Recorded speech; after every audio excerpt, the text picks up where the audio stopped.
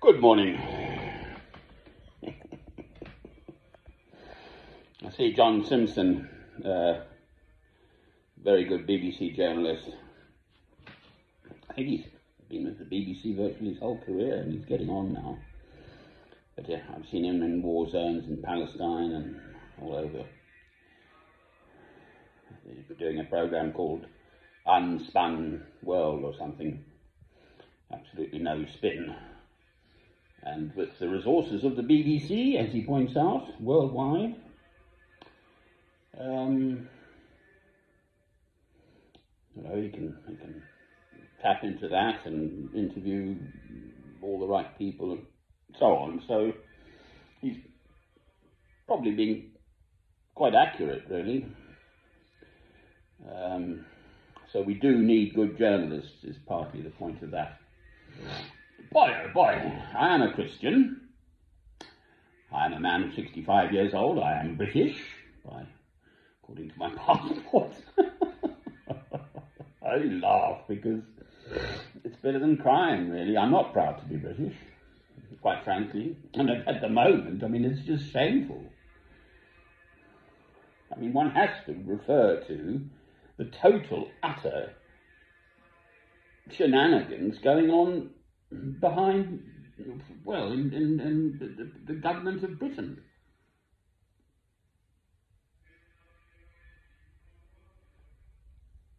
Or quite frankly, the lack thereof. The whole blooming machine is paralysed with one story. Mr. Boris Johnson must go. Mr. Boris Johnson must go. Bye-bye, Boris, they said to him in the House of Parliament after Prime Minister's question.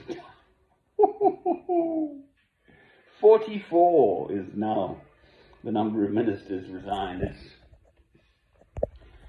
sort of one of my favourite times of day, this. I do get some rest earlier on. I like to be up for the 1 a.m. BBC World Service kicks in and they give us news other than just the sort of British news, which I like, international news.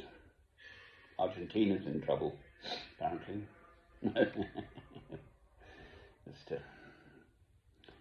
And before that, I'd listened to Stephen Sackur, who's, again, a very good journalist. He does this programme called Hard Talk on the BBC, and interviewing an ethnic Uyghur person from the northwest corner. It's called the Xinjiang Autonomous Region, the northwest corner of China, bordering on, Kyrgyzstan and Russia and so on, Mongolia, I think, up there, in the northwest corner of China.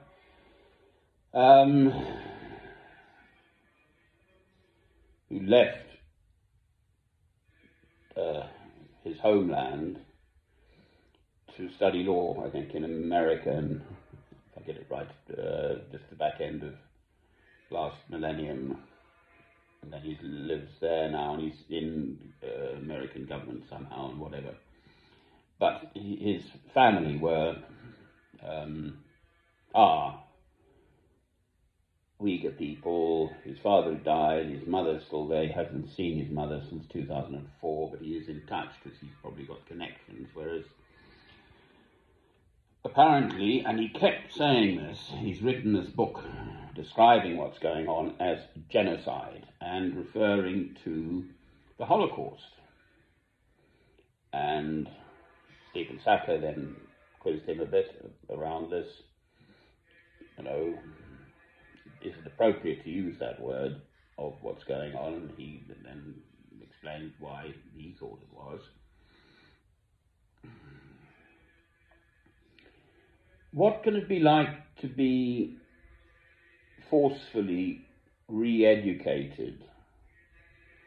I'm a very independent spirit, and I just find it unimaginable to think that anyone else could try and tell me what to think, and far, far worse, what to believe. I am a Christian. I think I'd be prepared to die for it, quite frankly.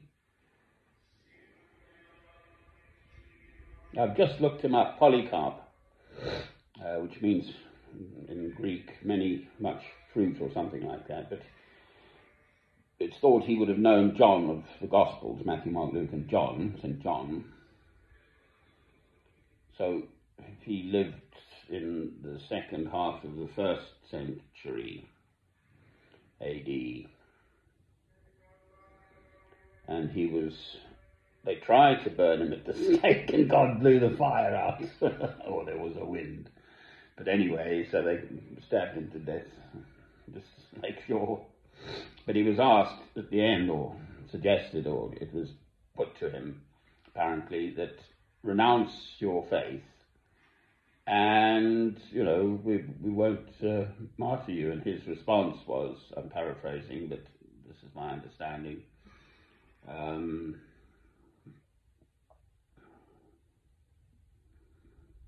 I believe in God through Christ all my life. I'm 86. And to renounce it now, well, I shall be going to a better place. So almost bring it on, quite frankly. So a wonderful response. He must have been one of the first martyrs, mustn't he? This is my Carthusian monks, French. It's à la Grande Chartreuse, St. Bruno, 1084 is the pivotal date, 1084. But I love French too, and it's, of course, the Gregorian chant is in Latin. I know much of it, the Latin. I can sort of bumble along in Latin. Can't speak it, but we had to parse it, is it? P-A-R-S-E.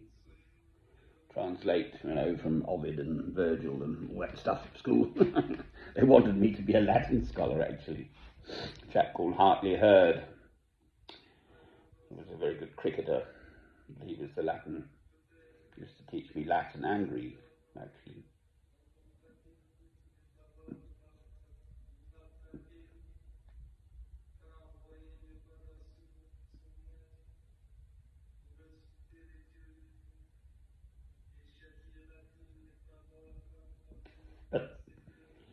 But, one has to, I'm not riveted, but absolutely developments by the hour, quite frankly, in British politics.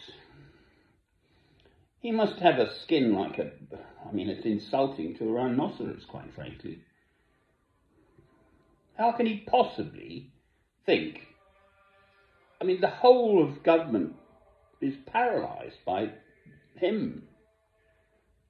He's clinging on by his fingernails, was an expression I heard before PMQs yesterday, Prime Minister's questions.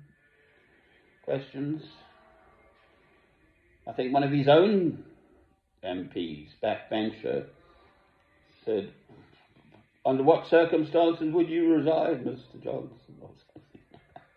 Oi, oi, oi. They've been to him. Now, Theresa May did the honourable thing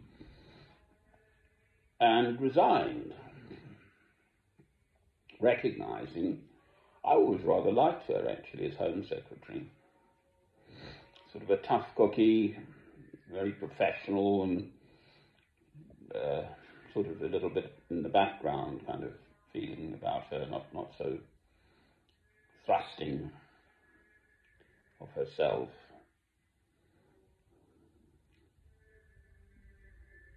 They're just going down like ninepins. And the guy still thinks he can govern. Get on with the business of government. Oh, please. How ridiculous. So for all his intelligence, I was rather impressed. He just broke into Russian at one point. It sounded like good Russian to me. And I have learned a bit of Russian, so there we are, as it happens. Boy, oh boy, oh boy. Anyway, this actually was meant to be about family and what is family and who are my family? So I was looking up in Matthew, in the Bible, but in Matthew, the Gospel of Matthew, and Christ says his mother and other family were outside and they were looking for you, and Christ said, no, this is my family, these ones inside here to whom I'm speaking, not my genetic family. So in that context, then the Uyghurs, so they're an ethnic entity, obviously the Jews, the Hebrews, the Israelites, God's chosen people, are an ethnic grouping. So what is family? Well, I am a Christian. So my family, as far as I'm concerned,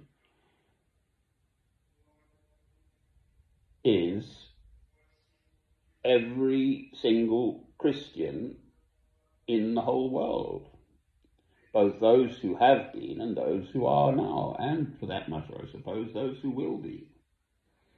And we shall all be joined up when Christ comes again, and it's a when, not an if. I have no doubt about that. Christ will come again. There will be a second coming. When, we don't know. The timing thereof. And somehow all our spirits, not our physical bodies, but our spirits will be joined with God and all the saints and Christ, of course, and all the angels in heaven, whatever that is, for eternity. And I don't know how that works either. So there. I don't know much, do I really? Me, I know nothing. Boy, oh boy, I've never experienced anything even close to this. When Mrs. Thatcher went, it was all sort of done and dusted. She was there saying, I'm staying forever, and then a few hours later, had obviously had speaks with her closest MPs and whatever, fellow cabinet ministers and so on. And she was gone. Theresa May likewise.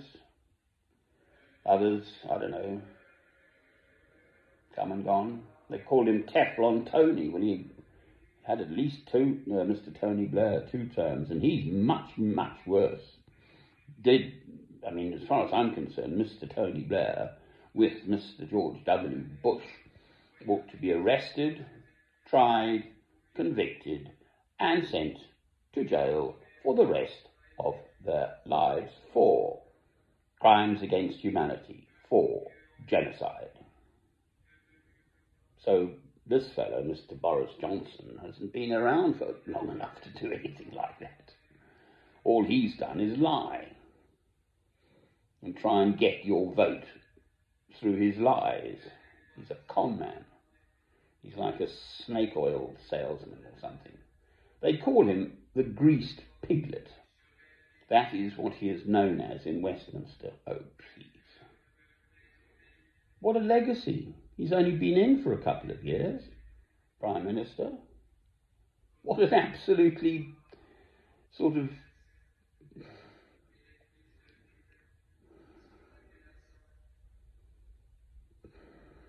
nonsense of a caricature of how to be the worst Prime Minister Britain has ever had. Woohoo! I'm trying to get back to family and Christian thinking. Christ also says that you deny your family, your parents, your siblings, but especially you deny yourself. This is so important. In seeking God's will, which is what we're here to do, if you put your hand in God's hand, So it's in the Lord's Prayer, Our Father which art in heaven, hallowed be thy name. Thy kingdom come, thy will be done. So if you seek to put your will into God's will, whammo, that's wonderful, because then you are being and doing God's will. We are his instruments in the world, that's how I see us. We have this absolutely God-given capacity, unique to human beings, of the ability to receive the Holy Spirit from conception, which is a whole other subject. Therefore, abortion, unless in certain circumstances, is basically murder.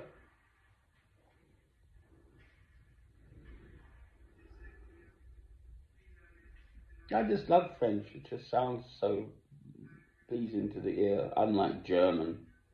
Mind you, Beethoven was a German, so I love the music of Beethoven, so oh dear. Another subject. Family. Well, I come from a very small family, and wonderfully, very happily married, elderly gentlefolk, my parents, with one older brother. Yes, we've got quite a big extended family, in fact, but I don't really know them. I mean, they're in South Africa and Australia and New Zealand, and used to be in Canada. I think that they've died now, but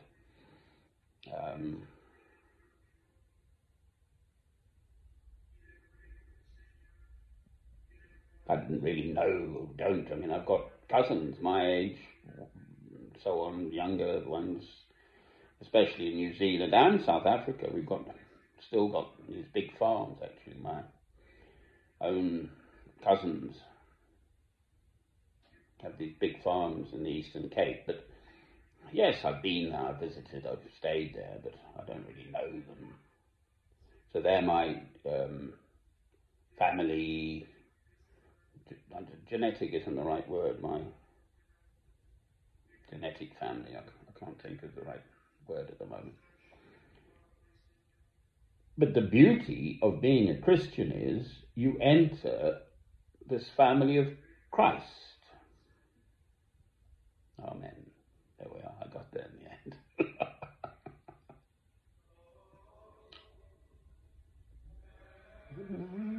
It just sounds like one voice. There are about 30 of them now, apparently, these Carthusian monks. It's entirely in closed order. They have, there's a yearly visit allowed by relatives and friends and such like. But otherwise, they are entirely enclosed at this beautiful location in the mountains in the middle south of France. So beautiful, cold, snowy winters and wood everywhere. You know, you can just go out and chop down a tree. You've got to let it dry for at least 2 years. But it'll be, you know, I lived in not quite there, dans le Massif Central. Je parle français aussi. So I do speak French. You cut down wood. If you've got nothing to do, you just go and cut down a tree and make some more firewood for the future. And these old boys have stacks of wood just dotted around on a sort of peasant situation. Literally a man with the plough and 2 oxen, cattle or whatever, and his wife at the front, ploughing that level of peasant agriculture in France, in the mountains, dans le Massif Central. Ça s'appelle le Massif Central. Au sud-est de la France. Voilà. Eh ben, I just like the old French. There we are. So, family, family, family. The family of Christ. Amen. Rabbit, rabbit.